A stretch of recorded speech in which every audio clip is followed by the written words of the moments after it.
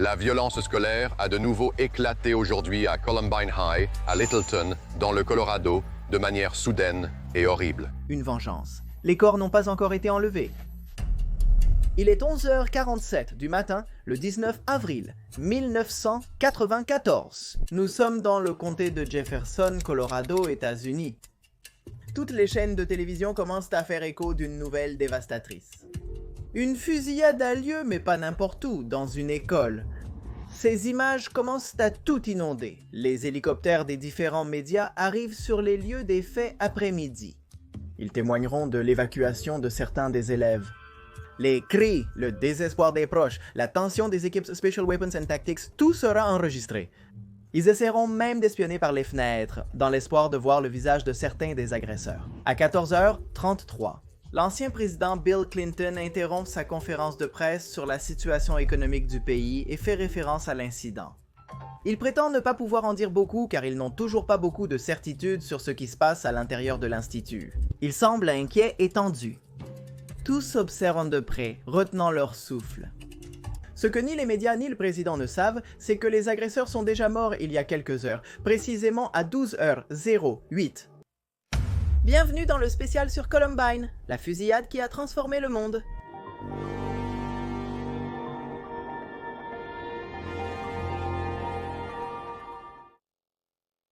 Il est difficile de déterminer la date à laquelle tout a commencé à se former, mais nous avons des preuves qui nous guident.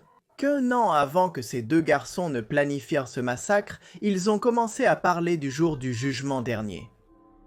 Les noms de ces garçons nous sont parvenus jusqu'à nos jours, enveloppés dans une aura indescriptible où se mêlent intrigue et répulsion.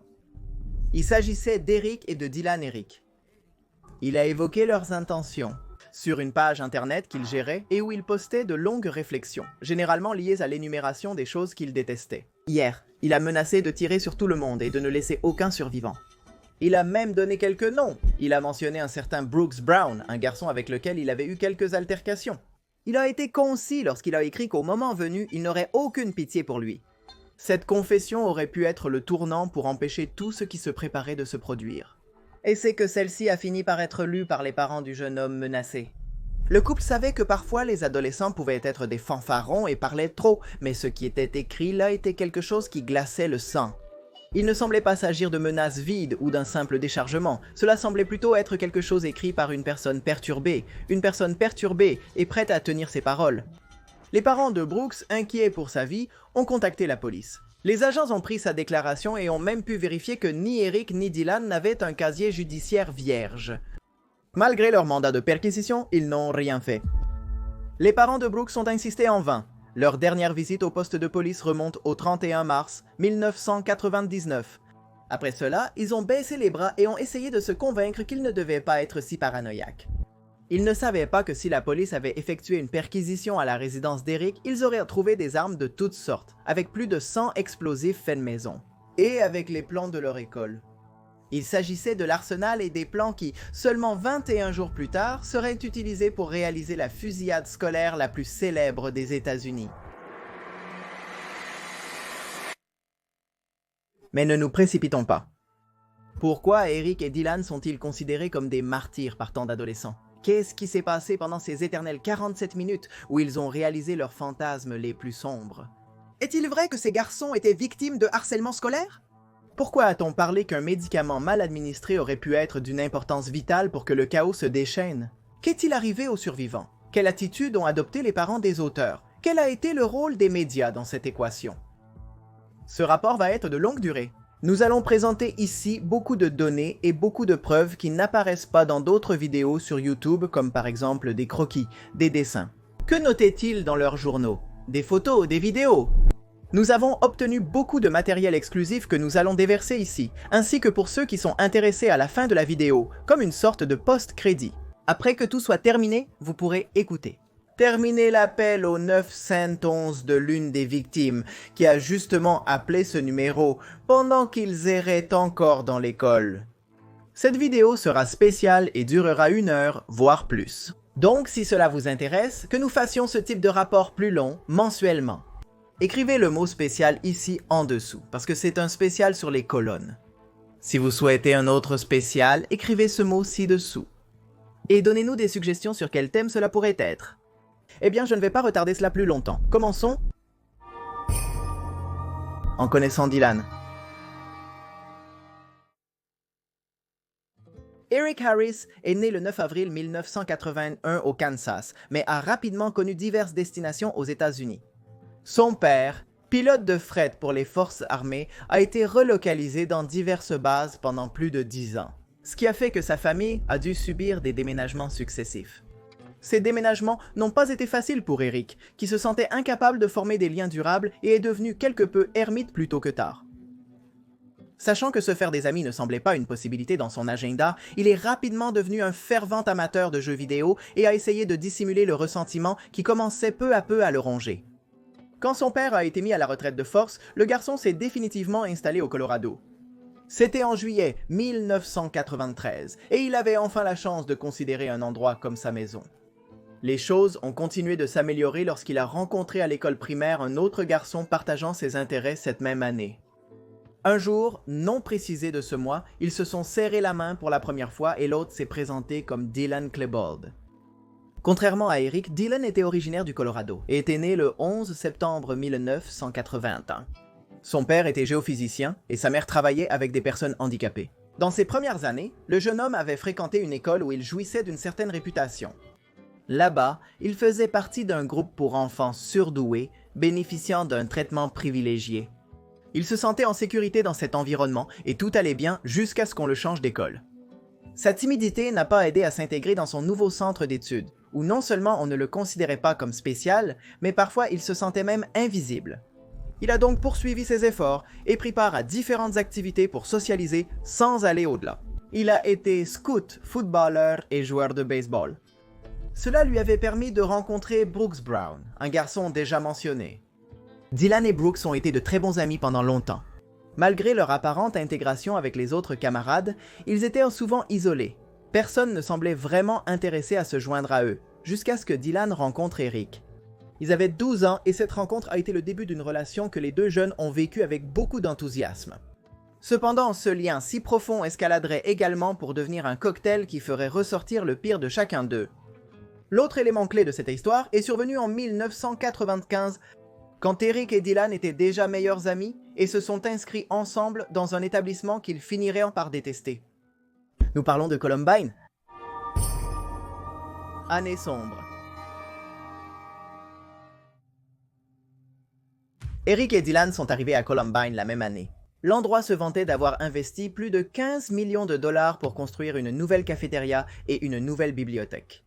C'est précisément dans ces lieux qu'aurait lieu un massacre sans précédent.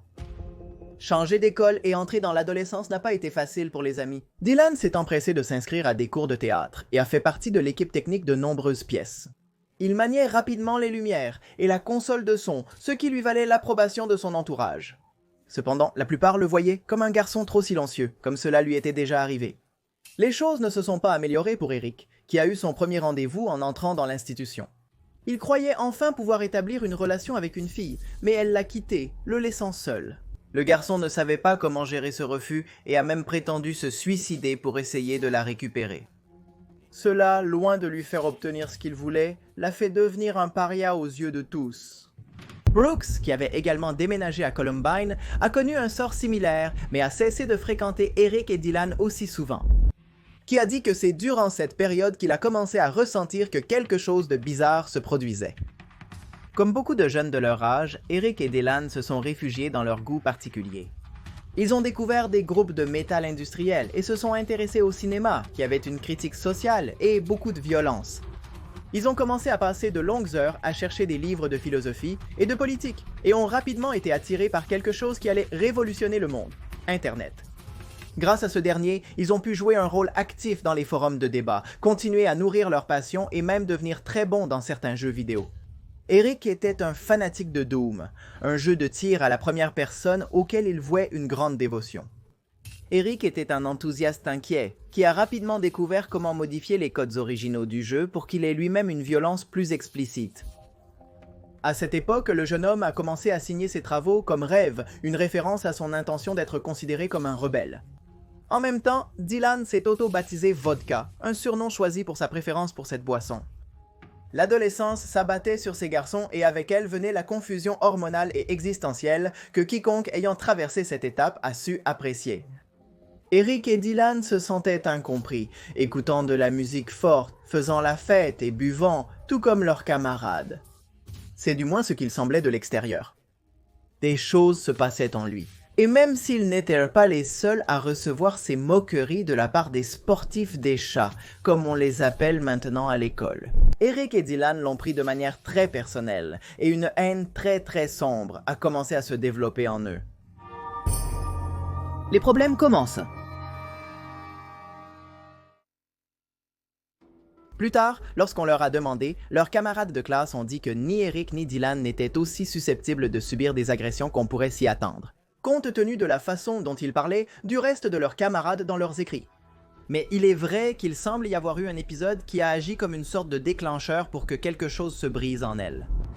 Un jour, à l'heure du déjeuner, ils ont été encerclés par les durs à cuire, avant qu'ils ne puissent faire quoi que ce soit. Les autres avaient vidé sur eux de nombreux sachets de ketchup, les recouvrant de liquide rouge, ce qui donnait l'impression qu'ils étaient tachés de sang. Ironiquement, après cela, Eric et Dylan se sont convaincus qu'ils étaient prêts à se couvrir de sang, mais pas n'importe quel sang, le sang de leurs ennemis. Des enregistrements indiquent que Dylan est rentré chez lui en pleurant et s'est réfugié dans le placard de sa chambre avec ses peluches d'enfance. Il n'a jamais voulu raconter ce qui lui était arrivé. De toute évidence, les garçons n'étaient pas bien. En même temps, ils ont commencé à tenir des journaux de ce qui se passait dans leur journée. Dylan écrivait des poèmes, se demandait à propos de l'avenir, disait se sentir incapable de s'intégrer et laissait entrevoir ses intentions de s'automutiler. Eric se sentait aussi faible, mais il a commencé à montrer d'autres traits, un peu plus violents. Dans ses lignes tremblantes, il était clair qu'il détestait les intimidateurs de son école, mais aussi les personnes de couleur, les homosexuels et les femmes. Soudain, les amis ont commencé à avoir de plus en plus à partager. Certains ont essayé d'instaurer l'idée qu'Eric a commencé à manipuler Dylan à cette époque, mais rien ne soutient cette théorie. Malgré tout, les ados ont intensifié leur attrait pour la violence, s'habillant en noir avec des trench coats. Avant eux, il y avait eu un groupe de garçons qui avaient été diplômés de Columbine et se faisaient appeler la mafia des trench coats. Bien qu'Eric et Dylan n'aient jamais fait partie de ce groupe, il est possible qu'ils se soient inspirés d'eux pour avoir le courage de commencer à défier les règles. La haine implacable qui les motivait a commencé à surgir, trouvant sa première échappatoire dans le cinéma. Les jeunes ont commencé à filmer leurs propres courts-métrages, d'abord comme tâche pour une matière puis pour le plaisir. Dans ces fictions, ils se montraient comme des brutes endurcies et flirtaient avec des armes de théâtre. L'idée de tuer était récurrente dans leurs films, mais personne n'y a vu une alarme. Après tout, les États-Unis sont-ils un endroit où l'on peut se procurer de vraies armes, au même endroit où l'on peut se procurer des fausses? Un Walmart, comme le démontrerait bien Michael Moore dans le documentaire qu'il ferait plus tard sur tout ce qui s'est passé. Eric et Dylan ont aussi commencé à se montrer plus vandales. Ils vandalisaient les biens des enseignants et d'autres élèves, mettaient des pétards dans des lieux communs et avaient l'habitude de faire des farces lourdes aux autres. Ils insultèrent également ceux qui ne pensaient pas comme eux et ne montraient aucun respect pour l'autorité. Ils ont même transféré cette attitude problématique au travail. À l'été de 1997, ils ont tous deux commencé à travailler chez Blackjack Pizza, où ils n'ont pas cessé d'avoir des attitudes hostiles, comme tendre des pièges aux plus crédules, et même provoquer des incendies. Le summum de ces escapades téméraires s'est produit en 1998 quand Eric et Dylan ont été arrêtés par la police après avoir essayé de dérober le contenu d'une camionnette. Cela a marqué un avant et un après, mais pas parce que cela a montré aux jeunes qu'ils allaient trop loin, mais tout le contraire. Les autorités leur ont permis d'éviter une lourde peine à condition de suivre un programme pour jeunes visant à prévenir la délinquance et gérer la colère. Eric et Dylan ont dû admettre devant leur famille qu'ils déraillaient et ils ont respecté la demande à la lettre. Ils sont arrivés à l'heure à tous les cours d'éducation civique et ont même écrit une lettre élaborée et sincère adressée au propriétaire de la fourgonnette en question. Dans celle-ci, ils s'engageaient à se détourner des mauvaises habitudes et étaient disposés à prendre le chemin du bien. Après analyse, les professionnels ont conclu que les détenus étaient réhabilités, menant à leur libération. Cependant, ni Dylan ni Eric ne regrettaient ce qui s'était passé. Au contraire, ils avaient découvert à quel point il était facile de tromper tout le monde et de se faire passer pour innocent. Cette expérience a renforcé la confiance qu'ils avaient en eux pour faire le mal. C'est alors qu'ils ont commencé à donner vie à un plan qu'ils ont appelé le jour du jugement dernier, les préparatifs.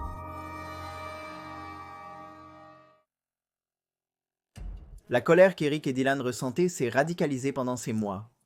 Ils ont commencé à montrer plus d'intérêt pour la symbolique et les pensées nazies. Ils sont devenus obsédés par les tueurs en série. Et ils ont même analysé d'autres fusillades scolaires qui s'étaient produites avant celles qu'ils allaient réaliser. Contrairement à ce que beaucoup croient, Eric et Dylan n'ont pas été les premiers à réaliser un massacre scolaire. Ils voulaient simplement surpasser en nombre de morts ceux qui les avaient précédés. La croyance sur la date choisie pour exécuter leur plan est aussi erronée. Selon un mythe populaire, ils ont choisi le 20 avril pour commémorer la mort de Hitler. En fait, les jeunes prévoyaient la fusillade pour le 19, mais ont été retardés par des problèmes logistiques. Ils ont choisi la date pour rendre hommage à l'attentat d'Oklahoma City. Celui d'Oklahoma City était une attaque terroriste explosive perpétrée en 1995 par Timothy McVeigh et Terry Nichols. Il a pris pour cible le bâtiment fédéral Alfred P. Murrah, situé au centre de la ville américaine d'Oklahoma City, capitale de l'État homonyme. Il a été considéré comme l'acte terroriste le plus grave survenu sur le territoire des États-Unis jusqu'aux attentats du 11 septembre 2001. L'attaque a causé la mort de 168 personnes et blessé plus de 680. La motivation du coup était de venger le siège de Waco, également survenu un 19 avril. Dans celui-ci, les policiers avaient attaqué le complexe qui appartenait à la secte religieuse connue sous le nom de Davidiens. McVeigh blâmait les agents fédéraux du gouvernement pour les morts violentes qui s'étaient produites là-bas. À un certain moment, Eric et Dylan ont arrêté de filmer des courts-métrages et ont commencé à utiliser la caméra dont ils disposaient pour faire une sorte de journal de bord. Ils voulaient provoquer un massacre et devenir célèbres. Ils ne mentionnaient jamais de rechercher précisément leurs intimidateurs. Ils voulaient accumuler le plus grand nombre de morts possible pour être rappelés pour cela. Mais pour tout cela, il manquait quelque chose. Ils avaient un besoin d'armes. Ils se sont rapidement mis à les chercher. Grâce à une collègue plus âgée, ils en ont obtenu quelques-unes lors d'une convention sur les fusils. Grâce à une connaissance d'une connaissance, ils ont pu en acheter d'autres sur le parking de leur lieu de travail. Avec dévouement, ils ont construit des bombes artisanales et se sont procurés d'autres gadgets choisis pour causer le plus de dégâts possible. Dylan se montrait de plus en plus sombre dans ses journaux. Eric ne rêvait que de continuer à tromper tout le monde pour ensuite les attaquer par derrière. Il avait même visité quelques médecins pour satisfaire ses parents, ce qui avait abouti à ce qu'on lui prescrive un antidépresseur controversé. On pense aujourd'hui que le jeune homme n'a pas pris le médicament comme il aurait dû, par erreur ou consciemment, et cela a augmenté la colère en lui. Ils avaient déjà un plan et les outils pour l'exécuter. Tout semblait bien se dérouler. Cependant, il y a eu plusieurs épisodes qui, s'ils avaient été pris en compte, auraient pu éviter tout ce qui s'est passé. Les signaux ignorés de tous. Le site web où Eric postait auparavant des listes de haine et des astuces pour Doom a commencé à inclure des instructions pour fabriquer une bombe. De plus, les longs paragraphes, qui parlaient auparavant de vengeance dans un sens abstrait, sont devenus un peu plus spécifiques. Eric parlait déjà d'actions spécifiques, avec un discours empreint de suprémacisme. Il croyait que lui et son ami étaient supérieurs aux autres. Que les filles étaient toutes intéressées et frivoles, et que leur professeur voulait qu'ils soient stupides pour faire un bon troupeau. Il se pensait plus éveillé que les autres, et voulait stopper cette mascarade. Malgré ce discours public, les journaux d'Eric et Dylan révélaient une autre position. Ils étaient tous les deux d'accord, séparément, sur le fait qu'ils souhaitaient seulement être acceptés, faire partie, s'amuser, avoir des relations et essayer d'être heureux. Il y avait, par-dessus tout, une frustration marécageuse, dans laquelle ils ont commencé à s'enfoncer de plus en plus. La chambre d'Eric, située au sous-sol de sa maison, est devenue leur quartier général. Leur dernière étape vers la descente totale a été enregistrée dans plusieurs conversations qu'ils ont également laissé enregistrer. Il s'agit de 5 enregistrements dans lesquels ils auraient révélé beaucoup de ce qui se passait dans leur tête. De ces bandes, aujourd'hui connues sous le nom de bandes du sous-sol, seuls quelques fragments ont été rendus publics. Selon les agences d'investigation, la diffusion de ce matériel pourrait être contre-productive et provoquer une révolte chez certains jeunes. Cela dit, les bandes ont été transcrites puis détruites. La transcription de celle-ci ne verra la lumière qu'en 2026. Oui, on sait qu'Eric et Dylan rêvaient qu'un jour quelqu'un ferait un film sur eux. Ivres de whisky et de vodka, ils proposaient des noms comme Spielberg ou Tarantino. Ils étaient convaincus qu'ils forgeaient leur immortalité, et d'une manière très terrible et triste, ils le faisaient. Les parents des 2 garçons savaient que lorsqu'ils étaient ensemble, les choses finissaient mal, comme l'incident du fourgon, mais ils ont décidé de ne pas en faire plus. Ils n'ont pas non plus interféré lorsque Eric a brisé les vitres de la voiture de Brooks dans un accès de violence. Les parents de Brooks lui ont reproché cela et ils ont fait semblant de ne pas comprendre. Ils refusaient d'admettre qu'Eric perdait le contrôle. Ils n'ont pas non plus voulu faire le lien lorsqu'ils ont été appelés par une armurerie pour leur dire que leur commande était prête à être retirée. Monsieur Harris s'est contenté de dire que c'était un mauvais numéro. Les choses avec Dylan suivaient le même cours. Des mois avant le jour du jugement, leur professeur d'écriture créative leur avait donné une consigne. Et il avait écrit une terrible histoire dans laquelle un adolescent, qu'il décrivait avec les mêmes traits que lui et qui s'habillait comme lui, commettait un massacre. Le récit était si explicite et fort que la professeure a ressenti des nausées. Après avoir envoyé une copie de l'histoire au conseiller scolaire, elle a convoqué les parents du garçon. Ils ont souligné que les ados étaient comme ça et qu'il était dur de les comprendre. La télévision leur montrait ces images, mais elles ne semblaient pas réelles dans leur esprit. D'une certaine manière, cela avait du sens, car écrire sur la mort ne fait pas de quelqu'un un meurtrier. Cependant, les indices s'accumulaient et semblaient ne pas éveiller de soupçons. Le point culminant a été lorsque la famille de Brooks a découvert la page d'Eric et l'a signalée à la police. Ils n'ont pas non plus relié les points. L'ordonnance de perquisition n'a pas été exécutée et serait ensuite dissimulée par la police, qui a tenté de cacher des preuves de son inefficacité et de son instinct. Tout cela serait révélé de nombreuses années plus tard, lors de l'un des nombreux procès qui auraient lieu. Parmi tout le matériel accumulé par Eric et Dylan, il y avait un calendrier exhaustif de leur plan pour Columbine. Ils expliquaient également comment ils kidnapperaient un avion à l'aéroport de Denver pour le faire s'écraser ensuite dans un immeuble de New York, peut-être l'Empire State. Ils se sont aussi filmés en train de s'entraîner au tir avec des amis. Le 17 avril 1999, 2 jours avant la tragédie, le bal de fin d'année a eu lieu. Dylan est allé avec la fille qui leur avait fourni certaines armes. Sans être en couple, ils s'entendaient bien. Eric était resté chez lui, amer parce qu'il n'avait pas de rendez-vous. Sa mère a essayé de le consoler et lui, dans un soupir et loin de son attitude agressive habituelle, lui a dit que l'adolescence était vraiment nulle. Plus tard, il irait à la fête après le bal de fin d'année. Là-bas, lui et Dylan ont bu avec beaucoup des garçons contre lesquels ils tireraient moins de 48 heures plus tard. Dylan avait même prévu d'aller voir Matrix avec d'autres garçons le 21 avril. Ce film venait tout juste de sortir. La dernière chose qu'ils enregistreraient serait un adieu. Moins d'une demi-heure avant leur retour, la question se posait, leur plan était-il réel? Dans ces vidéos, ils précisent ne vouloir blâmer personne pour les événements à venir. Ils affirment avoir exploité de nombreuses personnes ignorant leur réelle motivation. Ils disent que leurs parents sont merveilleux et qu'ils les ont toujours traités avec affection et les ont éduqués de la meilleure façon. Ils en profitent aussi pour confier certains de leurs disques favoris à des proches, au cas où ils survivraient au massacre. Dylan conclut avec un « Je n'aime pas trop la vie et je serai plus heureux où que j'aille. Au revoir ». Avant que la caméra ne cesse d'enregistrer, Eric lâche un « Je ne peux pas m'en empêcher ». Après cela, ils ne s'enregistreront plus eux-mêmes. La prochaine fois qu'une caméra les capturera sera la caméra de sécurité de la cafétéria de l'Institut où ils seront en train de perpétrer un massacre. Et c'est ainsi que notre histoire revient au début. Des minutes avant le jugement dernier. Le jour du jugement, Eric et Dylan ont manqué les cours qui étaient donnés plus tôt. Au lieu d'aller à l'Institut, ils se sont consacrés à acheter les dernières choses qui leur manquaient. Avec tout en ordre, ils se sont dirigés vers une zone éloignée de l'école, où ils ont installé des bombes qui serviraient de distraction. Ensuite, à un moment où ils savaient qu'ils ne croiseraient personne, ils ont conduit jusqu'à l'école, chacun dans son véhicule. Ils sont entrés dans la cafétéria et ont laissé 2 bombes cachées avec 10 kilos de propane chacune. Ils sont ensuite repartis et ont changé de vêtements. L'un d'eux a mis un t-shirt avec l'inscription « Sélection naturelle ». Ils se sont attachés à la taille et aux cuisses. Sous leur gabardine, ils ont dissimulé plusieurs étuis d'armes et des sacs à dos chargés de munitions, cachant ainsi l'arsenal le plus lourd.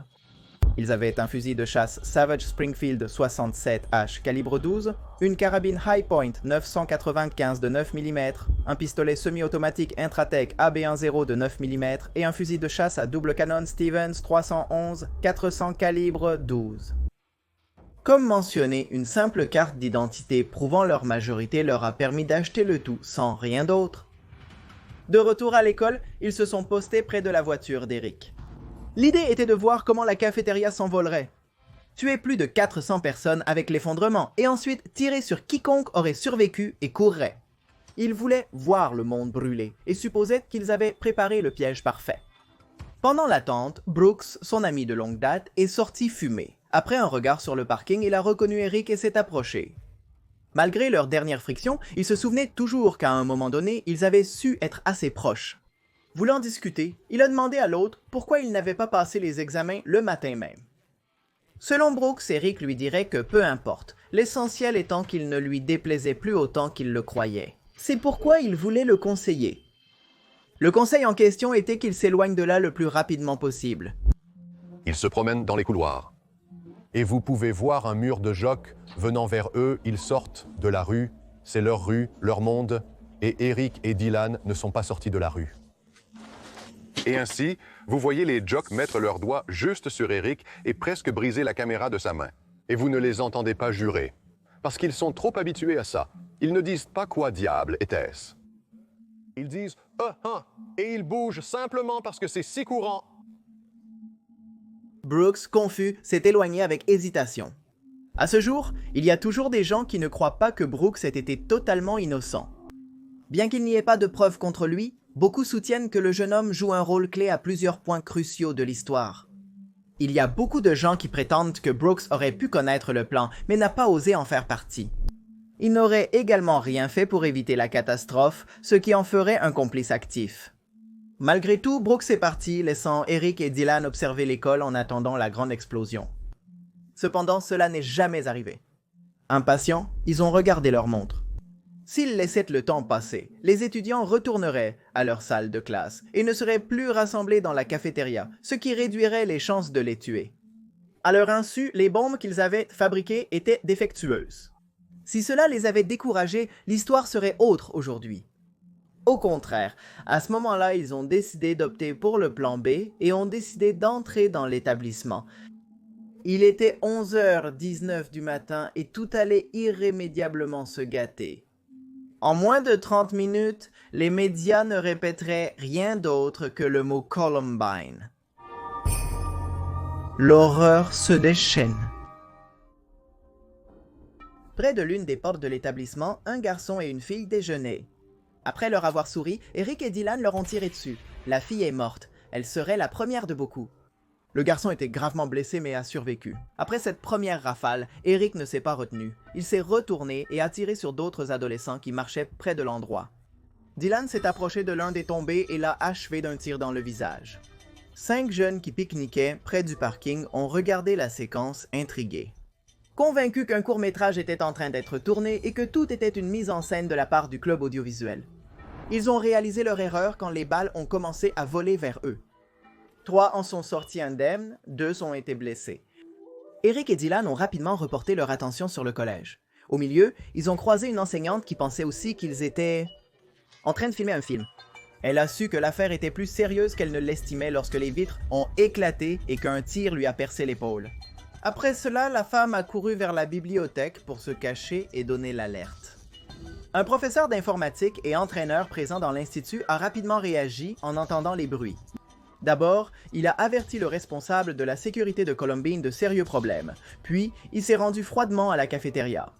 Il a ordonné à tous les élèves de se cacher sous leurs tables respectives, de ne pas paniquer et de rester silencieux. Il est probable que son travail rapide et celui de 2 autres concierges aient sauvé des centaines de vies. Après avoir demandé aux élèves présents de se mettre à l'abri, la femme qui s'était réfugiée dans la bibliothèque a appelé le 911. Elle ne raccrocherait jamais, même après une prise en charge. Ainsi, pendant de longues minutes, l'opératrice de l'autre côté a pu être témoin du désespoir qui régnait là-bas.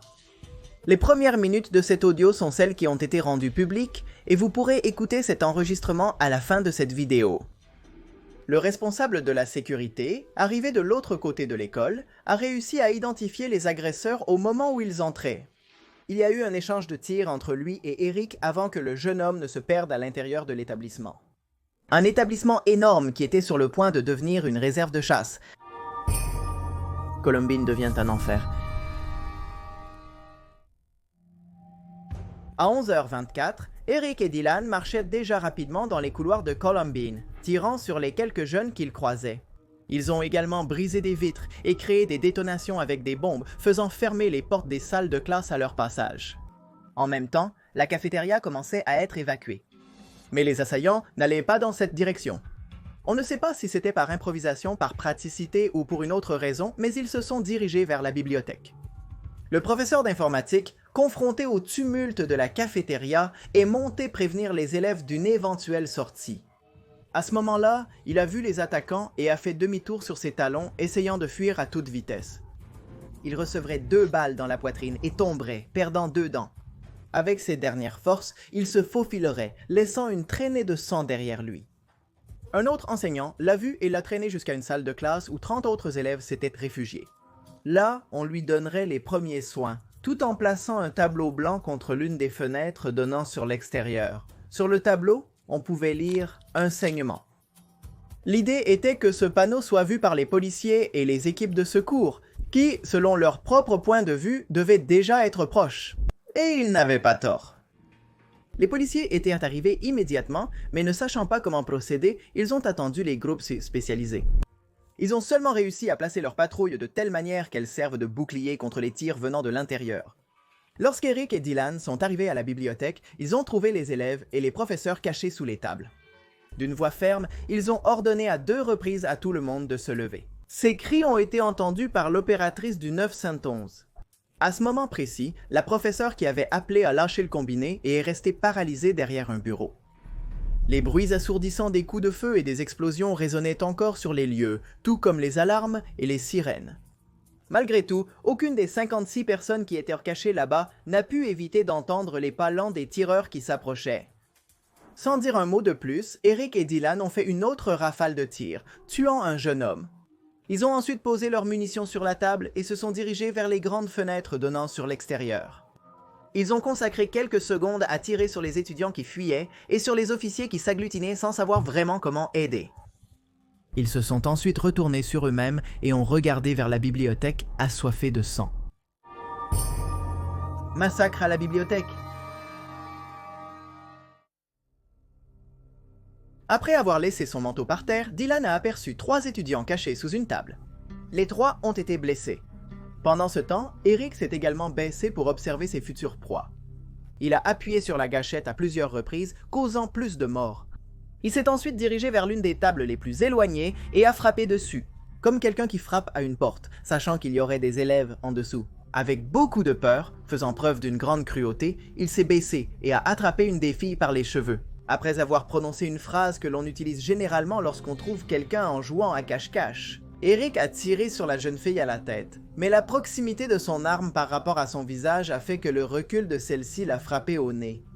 Cela l'a laissé étourdi et saignant. À ce moment-là, Dylan a vu d'autres élèves qui essayèrent de s'entraider et n'a pas hésité à leur tirer dessus. Son ami, toujours instable, a pointé son arme sur plusieurs garçons avant de se concentrer sur une fille, lui demandant si elle voulait mourir. La fille a supplié qu'il ne le fasse pas. Dylan l'a poussé à tirer, mais Eric s'est levé sans appuyer sur la gâchette. Un peu déçu, l'autre a cherché une nouvelle cible et s'est penché sur une table où il a trouvé un groupe d'athlètes et un garçon de couleur. Après avoir fait plusieurs commentaires racistes et après avoir essayé en vain de le sortir de sous la table, ils ont tous 2 ouvert le feu sur lui et les autres, créant de nouvelles taches rougeâtres. Sur les sols qui jusqu'à peu étaient immaculés, Eric et Dylan ont continué leur destruction, renversant des étagères, brisant plus de verres, tirant au hasard et blessant et tuant plus d'étudiants. Certains ont tenté de s'échapper, l'un d'eux a même essayé de renverser Eric avec une chaise en vain. Les tireurs avaient clairement l'avantage et n'ont montré aucune pitié. Ils se moquaient de beaucoup de ceux qui tremblaient, et posaient à beaucoup d'autres des questions comme « Crois-tu en Dieu ?» avant de leur tirer dessus. Seulement avec un autre des étudiants, ils n'ont pas suivi le modèle. Il s'agissait de John Savage, un garçon que tous les 2 connaissaient. Quand Dylan a croisé son visage, John lui a demandé ce qu'il faisait. Dylan a haussé les épaules et a répondu « juste en train de tuer des gens ». John voulait savoir s'ils allaient aussi le tuer. Il y a eu quelques secondes où le temps semblait s'être arrêté. Après une hésitation, Dylan a dit à John de partir et il a réussi à quitter l'institut. À 11h34, Eric et Dylan ont fait plus de tirs vers l'extérieur. Et ensuite, les survivants les ont entendus dire que cela ne les amusait plus. Ils ont même évoqué la possibilité de sortir leurs couteaux et de les utiliser sur place, mais ils ne l'ont pas fait. Ils ont quitté la bibliothèque à 11h36, laissant derrière eux 10 morts et 12 blessés. Cela aurait été 7 minutes d'horreur. Une question deviendrait vitale dans les heures à venir. Pourquoi ? S'ils avaient suffisamment de munitions, n'ont-ils pas tué tout le monde? Ce mystère demeure à ce jour. Quoi qu'il en soit, les jeunes ont continué à errer dans l'école, tirant de manière erratique et sans cible spécifique. Ils n'ont pas cherché à entrer dans les salles de classe fermées, même s'il était évident qu'il y aurait plus d'élèves et de professeurs cachés là-bas. Ils sont allés jusqu'à la cafétéria, ont parcouru les couloirs et sont même retournés à la bibliothèque, mais n'ont trouvé que des étudiants inconscients auxquels ils n'ont pas prêté beaucoup d'attention. Finalement, 49 minutes après le début des tirs, les responsables ouvrirent le feu pour la dernière fois. À 12h08 du matin, Eric Harris s'est suicidé en se tirant une balle dans le palais, tandis que Dylan Klebold a fait de même, mais depuis les 100. Le premier est mort sur le coup, pas le second. Selon son autopsie, il a réussi à aspirer son propre sang avant que son cœur ne s'arrête. 4 minutes plus tôt, la première équipe Special Weapons and Tactics serait entrée sur les lieux. Ces équipes n'ont jamais su que les attaquants s'étaient suicidés. Ils ont donc continué à agir avec prudence et en silence pendant près de 3 heures, sortant tous les garçons qu'ils pouvaient. En conséquence de ce sauvetage lent, le professeur d'informatique est mort de saignement dans la salle de classe où il s'était réfugié. Son action et sa disposition à aider les autres plutôt que de se sauver lui-même sont encore commémorés à l'école, où il porte le titre de héros. L'école a finalement été évacuée avant la tombée de la nuit. Il a été découvert plus tard qu'en plus des explosifs de la cafétéria qui auraient pu provoquer l'effondrement du toit, plusieurs autres bombes avaient échoué. Des explosifs étaient présents dans les voitures d'Eric et Dylan. Les sirènes devaient s'enclencher à l'arrivée des secours, mais ça n'a pas été le cas. Les cadavres restants dans le bâtiment ont été retirés, y compris ceux des attaquants. À ce moment-là, ils étaient déjà identifiés. Cette même nuit, les agents ont commencé à vérifier les chambres qui avaient appartenu aux 2 jeunes. C'est ainsi que le matériel a été rassemblé pour permettre la reconstitution des faits, tels que nous venons de les présenter. À son tour, de nouvelles énigmes ont commencé à apparaître, mais la grande question qui tournait autour de tout était pourquoi. Débat autour de l'incident. Plusieurs secteurs conservateurs ont construit des théories insolites concernant les événements de Columbine. On a dit que Marilyn Manson lui-même était à blâmer pour toute cette affaire parce que ses paroles contenaient des messages agressifs. Le musicien a répondu catégoriquement. Interrogé sur l'affaire, il a laissé entendre que la culture de la violence qu'on lui attribuait tant faisait partie de l'identité des États-Unis. Il était justement un exposant sarcastique de ce mal que le quotidien reproduisait. D'autres artistes ont défendu Columbine, soulignant que leur performance coïncidait avec les attaques américaines contre des pays ennemis, qui prêchaient alors en faveur de l'utilisation des armes. On a parlé de harcèlement et les politiques contre le harcèlement scolaire ont été renforcées. La santé mentale a également joué un rôle lorsque l'on a découvert que, comme nous l'avons dit, Eric prenait des antidépresseurs. Mais avant tout, l'attentat de Columbine a provoqué des débats sur les lois de contrôle des armes. De nombreuses écoles ont renforcé la sécurité, modifiant leur architecture et installant grilles, systèmes de surveillance, détecteurs de métaux et abris. Ils ont actuellement des gardes armés et des tableaux par balles. Dans de nombreux cas, les étudiants doivent avoir des identifications pour accéder aux instituts, tâche qu'ils accomplissent par une seule porte. Les exercices d'urgence, auparavant principalement axés sur les incendies, mettent maintenant l'accent sur la réponse à une fusillade. Même les équipes Special Weapons and Tactics s'entraînent régulièrement pour ce type de situation dans les instituts. Bien que toutes ces mesures semblent insuffisantes pour les activistes du désarmement. Ces derniers exposent que tant qu'il y aura aux États-Unis la facilité d'acheter des armes, les tragédies continueront de se produire. Sur le trottoir. Ceux qui possèdent des armes soutiennent qu'ils ont le droit de se défendre, comme le spécifie la Constitution de leur pays. D'une manière ou d'une autre, ce qui s'est passé à Columbine a été largement critiqué par tous, ou du moins presque tous. Peu à peu, de nombreux jeunes ont commencé à générer une sorte de culte autour d'Eric et Dylan, et pas seulement cela, ils ont également commencé à les imiter. Columbiners. Souvent appelés Columbiners, ce fandom en ligne est principalement composé de jeunes obsédés par la fusillade de 1999. Selon ces jeunes, Dylan et Eric ne seraient que des martyrs sensibles qui représentent tous ceux qui ne se sont jamais sentis acceptés à l'Institut. C'est une version biaisée d'un point de vue. Comme nous avons pu le voir, Eric et Dylan n'ont pas fait ce qu'ils ont fait simplement parce qu'ils étaient victimes d'intimidation, en fait, ils avaient des traits psychopathiques. Il y a de nombreux groupes qui soulignent chaque année la nécessité impérieuse de ne pas justifier ces meurtres. Il ne faut surtout pas penser qu'ils ont une seule explication. Columbine est la somme de nombreux facteurs. Un cocktail qui est devenu mortel en contenant dans son acide désoxyribonucléique beaucoup de ce qui a été caché sous le tapis d'une nation pendant des années. Le fait que beaucoup voient Eric et Dylan comme des références reflète à quel point leur environnement scolaire leur semble tourmenté. Il est clair qu'il y a une atmosphère sociale qui est malsaine pour les jeunes, qui doivent s'y adapter. Il y a donc une réflexion à penser qu'il y avait peut-être une raison à quelque chose d'aussi terrible que ce que ces garçons ont fait. Étant donné qu'ils ont su laisser une partie de leurs pensées éparpillées sur l'Internet naissant, il n'est pas étonnant qu'Eric et Dylan aient conquis beaucoup des premiers internautes. Il est même probable que le culte de leurs actes et de leurs personnes soit parmi les fandoms virtuels les plus anciens. Le morbide et l'interdit prédominent à Trine. La peur que ce qui s'est passé à Columbine ait servi de sorte de scénario pour d'autres adolescents potentiellement dangereux persiste. À ce jour, The Conversation, une publication d'actualité en ligne à but non lucratif, a découvert que près de la moitié des fusillades scolaires. Le perpétrateur a délibérément utilisé Columbine comme modèle. Le tireur de l'école primaire. Sandy Hook idolâtrait les tueurs de Columbine et a créé un compte Tumblr où il leur rendait hommage avec un collage graphique des victimes de Columbine. Un tireur de Caroline du Nord était tellement obsédé par Columbine qu'il y a pris des vacances avec sa mère et fantasmait sur l'élimination des survivants blessés. Plusieurs tireurs, dont un jeune de 15 ans en Oregon et un autre dans l'État de Washington.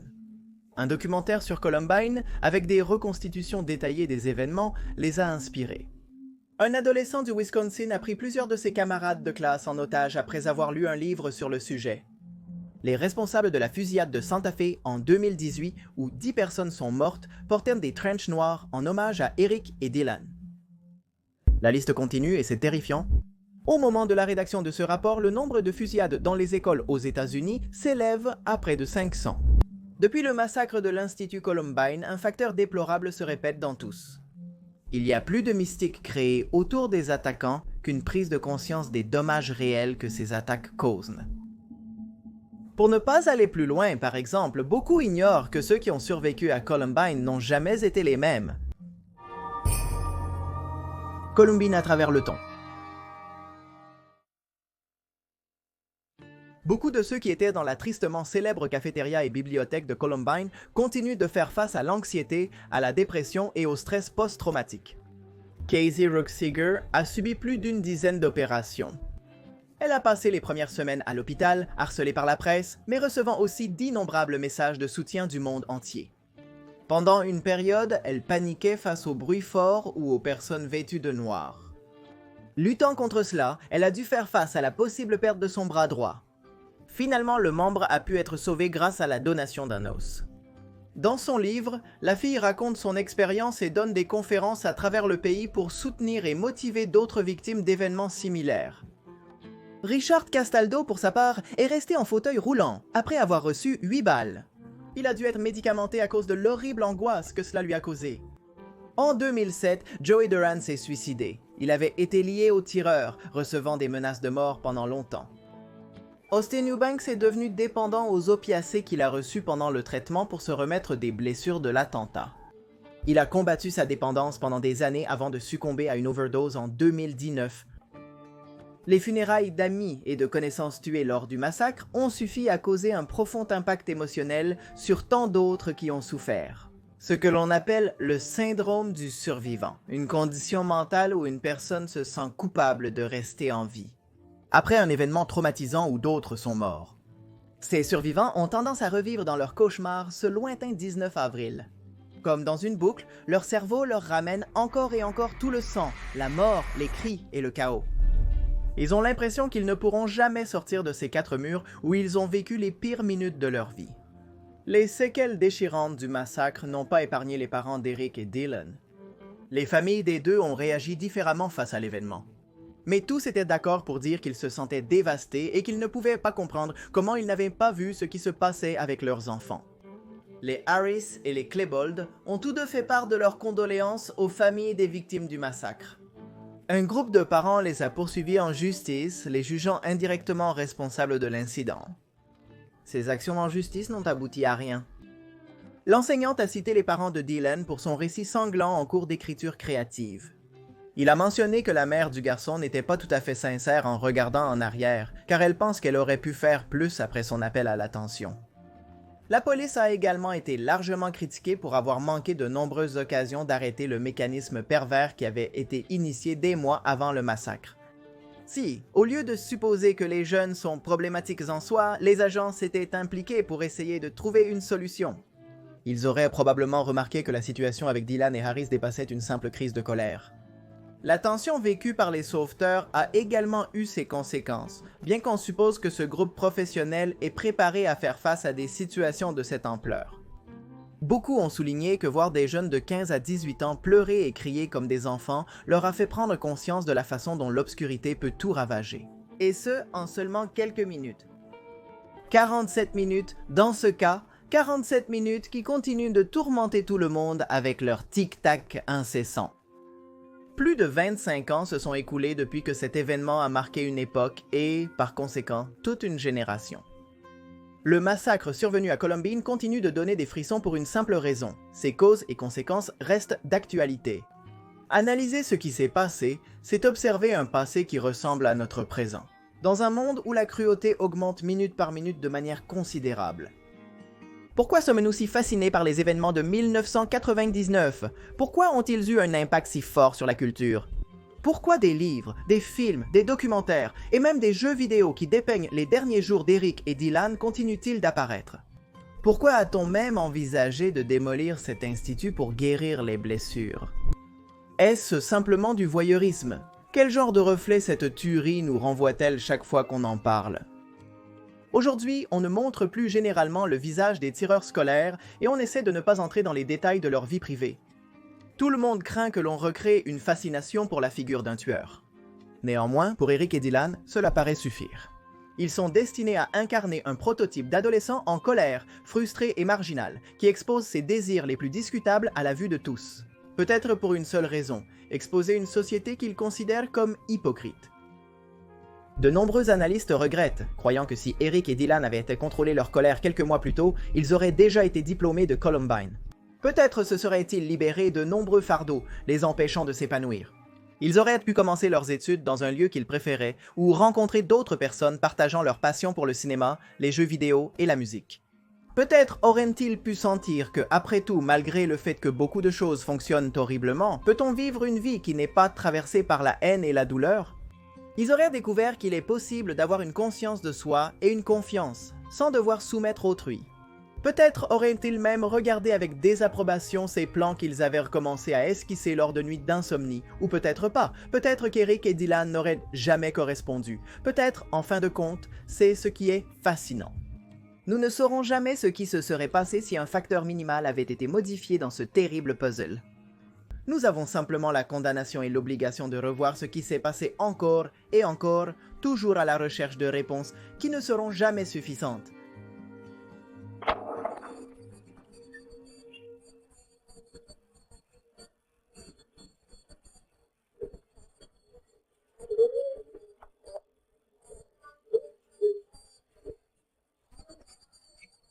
Qu'est-ce qui se passe?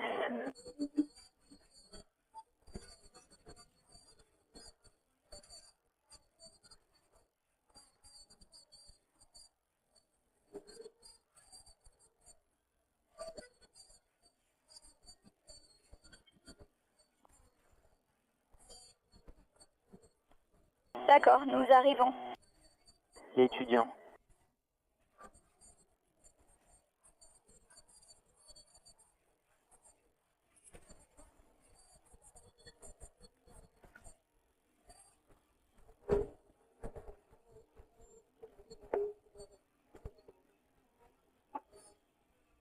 Quel est votre nom, madame?